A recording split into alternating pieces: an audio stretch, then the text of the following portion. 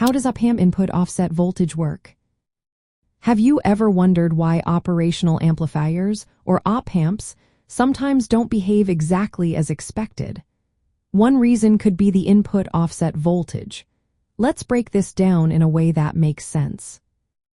Input offset voltage is a small direct current voltage that needs to be applied between the input terminals of an op-amp to make its output voltage zero.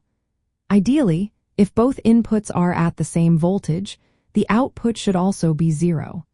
However, due to some internal imperfections, this is not always the case. This offset voltage occurs mainly because the input stage of the op-amp is made up of a pair of transistors known as the differential input pair. These transistors are not perfectly matched during manufacturing. This mismatch creates a slight imbalance, resulting in a tiny voltage difference that acts like an extra voltage source at one of the input terminals. To put it simply, even when the external inputs are equal, the op-amp behaves as if there is a small voltage difference inside. This is why the output can be non-zero even when you expect it to be zero. Typical input offset voltages for general-purpose commercial op-amps range from about 1 millivolt to 10 millivolts. However, precision op-amps can have offset voltages as low as a few microvolts. It is important to note that this offset voltage can change with temperature variations and as the device ages, which can affect the accuracy of your circuits.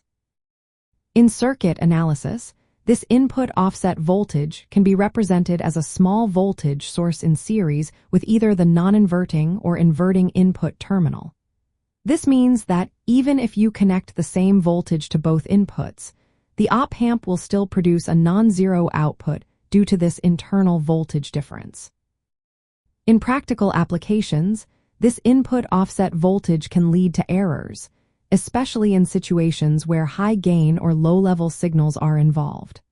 For example, in sensor signal conditioning or precision amplification, the offset voltage can introduce output voltage errors.